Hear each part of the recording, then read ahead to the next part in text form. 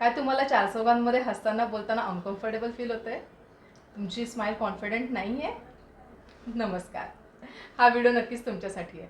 Braces क्लिनिकमध्ये आपलं स्वागत आहे. या आणि अशा अनेक प्रश्नांवरती उत्तर देण्यासाठी आज आपल्यासोबत आहे डॉक्टर आनंद समदणकर. नमस्कार. ते MDS ऑर्थोडॉन्टिस्ट आणि ओरोफेशियल ऑर्थोपेडिक्समध्ये गेली 13 वर्ष कार्यरत आहेत.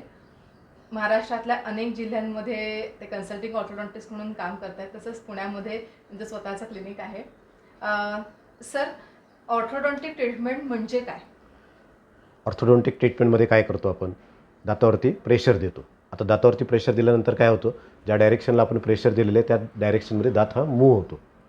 अशा प्रकारे आपण दाताची मुवमेंट एका ठिकाणाहून दुसऱ्या ठिकाणी करतो. साध्या भाषेत सांगायला गेलं तर आपण ऑर्थोडोंटिक टूथ मुवमेंट या माध्यमातून करतो. अच्छा, दातांना मूव्ह करतो म्हणजे नक्की काय होतं सर? मेकॅनिकलच्या बाबतीत बोलायला झालं तर काय होतं, दात हा हाडाला लिगामेंटने अटॅच आहे. जेव्हा आपण दातावरती प्रेशर देतो तेव्हा लिगामेंट ब्रेक होतात, बोन रिझॉल्व्ह होतो आणि दात त्या डायरेक्शनला सरकतो आणि अपोजिट साईडला हा हाड हे वाढत जातं. असं करत करत दात हा सरकतो आणि त्याच्या बाजूचं जे हाड आहे त्या दातासोबत हे सरकत जातं. अच्छा. सर, एज हा असं काही असतं का की ऑर्थोडॉन्टिक ट्रीटमेंट करण्यासाठी हे पर्टिक्युलर एक आयडियल एज आहे? नक्कीच. बऱ्याच वेळा प्रश्न विचारला जातो.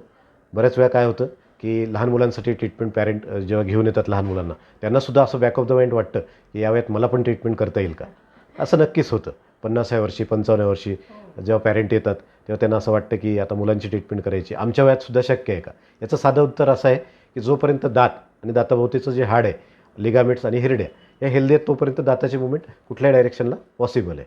मग ते 50व्या वर्षीसुद्धा आपल्याला ब्रेसेस ट्रीटमेंट करता येते आणि लहान वयामध्ये पण करता येते. लहान वयामध्ये फक्त फायदा काय असतो, लहान मुलांची जी हाडं असतात ते लवचिक असतात. मग त्यावेळेस काय होतं, जेव्हा आपण दातांना प्रेशर देतो दाताची मुवमेंट ही लवकर होते आणि जसं जसं हाड तयार होतं तसं तसं दात त्या ठिकाणी कायमचा घट्ट होतो. थोडक्यात ती ट्रीटमेंट लवकरसुद्धा होते आणि जास्त प्रमाणात स्टेबलसुद्धा होते.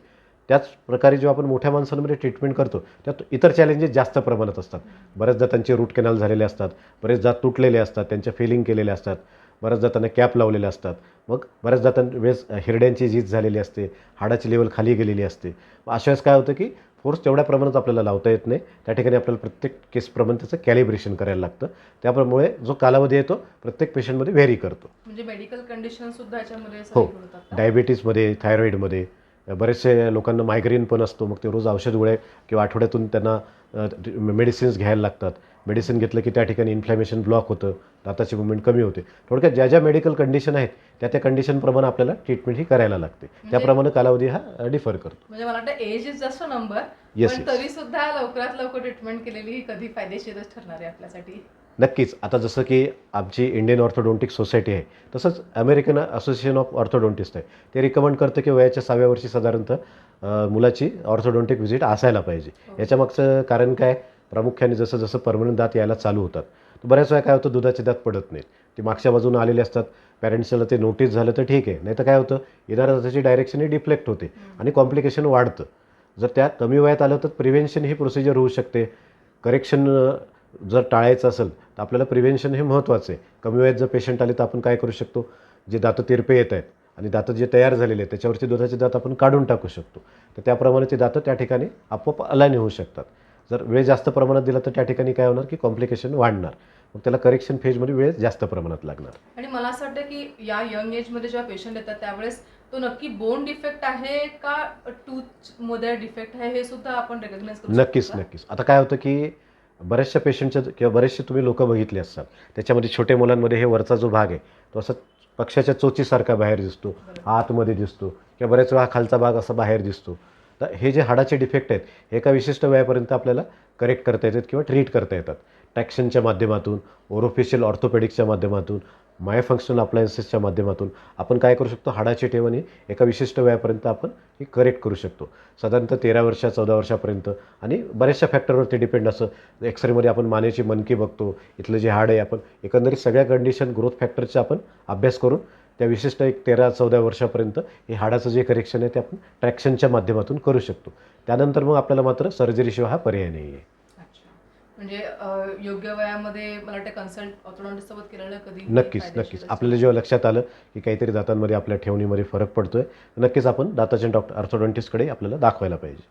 सर आता ही ट्रीटमेंट करताना कोणत्या कोणत्या वेगवेगळ्या पद्धती अवेलेबल आहेत? बरोबर. साधारणतः आपण याला 2 कॅटेगरीमध्ये डिवाईड करू शकतो. एक फिक्स ऑर्थोडोंटिक्स आणि एक रिमुव्हल ऑर्थोडोंटिक्स.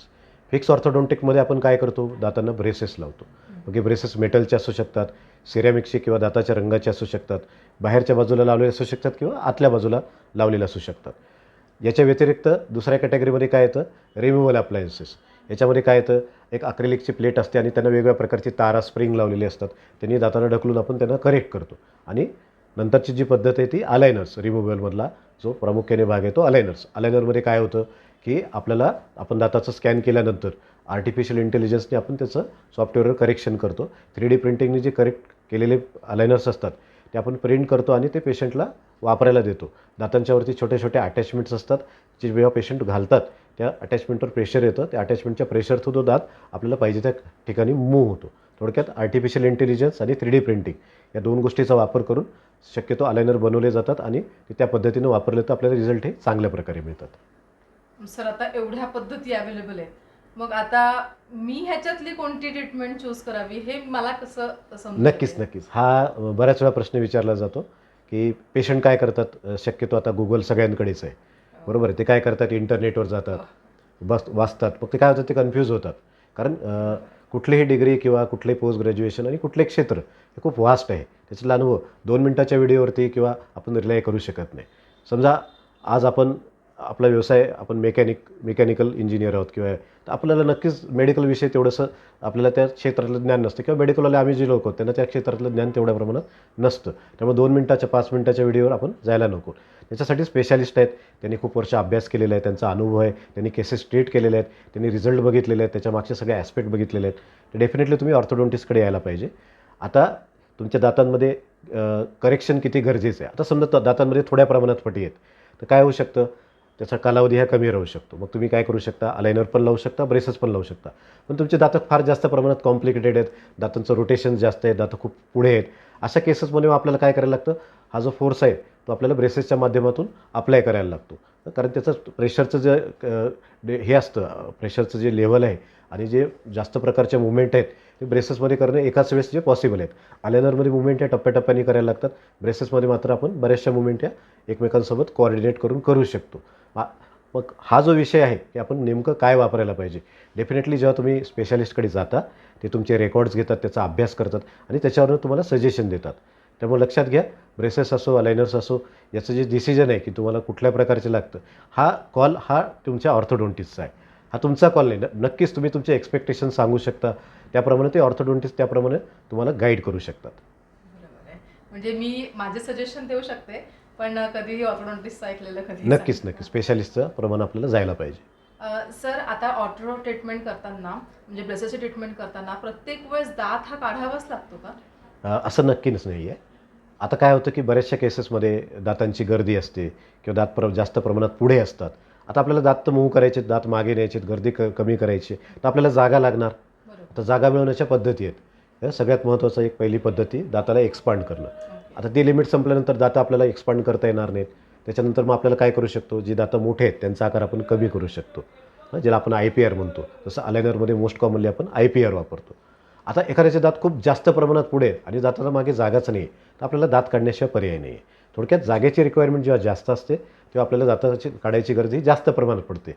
जागेची रिक्वायरमेंट जर कमी असेल तर आपल्याला डेफिनेटली एक्सपान्शन करून किंवा दातांचा आकार कमी करून ती जागा मिळवता येते. पण सर आता दात काढल्याच्या नंतर जी जागा राहते ती कायम तशीच राहते का त्याच्या ती होती का नव्हती असं आपल्याला नाही, कळणार आता कसं असतं की आपण जागा तयार केली कारण आपल्याला रिक्वायरमेंट होती, दात मागे ओढायची होती, त्यामुळे ती जागा 100% क्लोज होते. त्याच्यामध्ये कुठल्याही प्रकारचं गॅप राहत नाही. दात बरोबर मागे ओढले आपण, त्याच्यानंतर ते मागच्या दाताला शेवटच्या दाताला टेकतात आणि पूर्ण आपण ओळखू शकणार नाही. बघितल्यानंतर आपल्याला लक्षात नाही येणार की दात काढलाय की नाही काढलाय. आता ही एवढी सगळी ट्रीटमेंट करायची आहे तर मग ह्याला किती वेळ लागतो, ह्याला ड्युरेशन काय किती लागतं नक्कीच. साधारणतः? नक्कीच. आता कसं आहे की आता एखाद्याच्या दातांमध्ये फटी कमी प्रमाणात आहेत, तर साधारणतः 5-6 महिन्यातसुद्धा ट्रीटमेंट होऊ शकते. पण एखाद्या केसेसमध्ये दात खूप जास्त प्रमाणात पुढे आहेत, तर त्या ठिकाणी ट्रीटमेंटला जास्त वेळ लागू शकतो. आपण याला सिम्प्लिफाय करूयात. एक केस सिम्पल आहे, दातामध्ये फटी आहेत, 6 महिन्यातसुद्धा केस होऊ शकते किंवा वर्षभराच्या आतमध्ये सुद्धा थोडेफारच दात पुढे आहेत, दातांमध्ये फटी आहेत, तर ती केस वर्षभराच्या आतसुद्धा होऊ शकते. ज्या मॉडरेट केसेस आहेत त्या मॉडरेट केसेसमध्ये आपल्याला समजा दात काढायला लागले तर आपल्या ट्रीटमेंटचा कालावधी जो साधारणतः 1.5 ते 2 वर्ष हा असू शकतो. आणि त्याच्यापेक्षा कॉम्प्लेक्स केसेस आहेत, जसं की 2 फेज ट्रीटमेंट आहे, याने जबड्याचं करेक्शन करायचं आहे, एखादं वर्ष ते करायचं आहे, नंतर ब्रेसेस लावून दातांची जी अलाइनमेंट आहे ती करायची. अशा केसेसमध्ये आपल्याला 2 वर्षापेक्षा जास्त कालावधी लागू शकतो. त्यामुळे आपले जेव्हा तुम्ही डॉक्टरांकडे याल, ऑर्थोडोंटिस्टकडे याल, तुमचे रेकॉर्ड ॲनालिसिस केल्यानंतर साधारणतः काय काय आपले ट्रीटमेंटचे ऑब्जेक्टिव्स आहेत त्याप्रमाणे डेफिनेटली याचा कालावधी राहणार आहे. अच्छा, म्हणजे हा ड्युरेशन जो आहे हा केस टू केस डिफर व्हेरी करतो डेफिनेटली. तुमची जशी केस असेल ऑलमोस्ट त्या अनुषंगाने त्याला लागणारा वेळही तुम्हाला द्यावा लागणार आहे. सर, आता ब्रेसेस ट्रीटमेंट आहेत, पण ह्याच्यामध्ये अजून काही ॲडव्हान्स आलेत का? आता ॲडव्हान्सेस म्हणायला गेलं तर कसं आहे की फास्ट ब्रेसेस. आता फास्ट ब्रेसेस म्हणजे काय, की आता आपण एरवी जेव्हा दातांना ब्रेसेस लावतो तेव्हा दाताला वेगळ्या प्रकारचे इलॅस्टिक असतात जे आपण दर महिन्याला बदलतो. फास्ट ब्रेसेसमध्ये काय होतं की त्या ठिकाणी काय असतं, 3D ब्रॅकेट असतं. त्या ठिकाणी जी क्लिप असते ती सरकवली की ती कॉन्स्टंट असते. म्हणजे आज आपण जो फोर्स लावला तो आपल्या पुढच्या अपॉइंटमेंटपर्यंत तो जास्त प्रमाणात कॉन्स्टंट राहतो. अशा केसेसमध्ये साधारणतः 3 ते 4 महिने एका वर्षामागे आपला ट्रीटमेंटचा कालावधी जो आहे तो व्हेरी करू शकतो 1 ते 1.5 वर्षाच्या ट्रीटमेंटच्या मागे. याला आपण फास्ट ब्रेसेस म्हणतो. आता ज्यांचे दात जास्त प्रमाणात पुढे आहेत त्या ठिकाणी दात जेव्हा ओढायची प्रोसेस आपण चालू करतो तेव्हा ते फ्रिक्शन त्याच्यामध्ये कमी राहतं, कारण त्याच्यामध्ये फोर्स कॉन्स्टंट राहतो, दात अलाईन लवकर होतात त्याच्यामध्ये. त्यामुळं त्या कंडिशनमध्ये ट्रीटमेंट ही कम्पॅरेटिव्हली लवकर होते. दुसरा ॲडव्हान्स म्हणायला गेलं तर अलायनर. आता अलायनर हे पूर्वीपासून अस्तित्वात आहेत, पण त्यांचा वापर आता जास्त प्रमाणात वाढलेला आहे. लोकांना त्यांच्या सोयीप्रमाणे गोष्टी हव्यात त्याप्रमाणे अलायनरची ही डिमांड आता सध्या वाढलेली आहे. ती काही पर्सेंटमध्ये आता जे कॉर्पोरेटमध्ये लोक आहेत विशेषतः, किंवा जे बाहेर ज्यांना सतत बोलायला लागतं अशा लोकांना जे वाटतं की माझ्या दातावर काही दिसायला नको, त्या ठिकाणी ते अलायनर वापरतात. मला असं वाटतं ज्या पेशंट्सना बाहेर गावी जायचं असतं ते सुद्धा अलायनर बऱ्याच वेळा काय होतं की बऱ्याच वेळा काय होतं की आता बऱ्याचशा पेशंटला आउट ऑफ इंडिया जायचं असतं 5-6 महिन्यासाठी, तर ब्रेसेसला दर महिन्याला आपल्याला यायला लागतं टाईट करायला. अलायनरमध्ये जर आपण जर कॅलिब्रेशन केलेलं असेल आपल्या सॉफ्टवेअरमध्ये की या मुवमेंटनंतर ही करायची, या मुवमेंटनंतर ही करायची, तर पेशंटने त्या पद्धतीनं जर ते सेट वापरले 15-15 दिवसाला साधारणतः आपण सेट चेंज करतो. काही काही लहान मुलांमध्ये आपण 7 ते 10 दिवसाला चेंज करतो. जर पेशंट त्या प्रकारे तो सेट चेंज करू शकला तर त्याला ऑब्झर्वेशन जे आहे तो 6 महिन्यांनी जर दाखवायला आला तर मात्र जे करेक्शन त्या अलायनरप्रमाणे सिक्वेन्सप्रमाणे झालेले आहेत ते झालेले असतात. त्यामुळे ती एक ॲडिशनल बाजू आहे अलायनरची. पण सगळ्या केसेस ते लागू पडत नाही. काही सिम्पल केसेसमध्ये ज्या ठिकाणी आपल्याला माहीत आहे की या गोष्टी तिथं होणं शक्य आहे ते ऑर्थोडोंटिस्टच्या सल्ल्याने तुम्ही ते करू शकता. अच्छा, म्हणजे मला वाटतं फक्त ॲडव्हर्टाइजमेंट बघून एखादं ट्रीटमेंट करण्यापेक्षा ऑर्थोडॉन्टिस्टच्या नक्कीच, सल्ल्याने ती नक्कीच. ट्रीटमेंट केलेली कधीही योग्य ठरेल. तर तुम्ही तुमच्या ऑर्थोडॉन्टिस्टला नक्कीच या भेट द्या. तुमची रिक्वायरमेंट काय आहे, तुम्हाला काय एक्सपेक्टेड आहे ते तुम्ही तुमच्या डॉक्टरांसोबत डिस्कस करा आणि नक्कीच तुम्हाला त्यानुसार तुमचे डॉक्टर हे ट्रीटमेंट सांगतील आणि तुमची एक कॉन्फिडन्स माइंड तुम्हाला नक्कीच मिळू शकेल. आय थिंक आपण ऑलमोस्ट सगळे क्वेश्चन्स सध्या घेतलेले आहेत. तरीसुद्धा तुमच्या मनामध्ये काही प्रश्न असतील तर आम्हाला नक्की कमेंट बॉक्समध्ये विचारा. आपण नक्कीच त्याविषयी बोलूया. व्हिडिओ शेवटपर्यंत बघितल्याबद्दल धन्यवाद. आपल्या व्हिडिओला लाईक, कमेंट आणि शेअर करायला विसरू नका. भेटूयात पुढच्या भागात. धन्यवाद. धन्यवाद.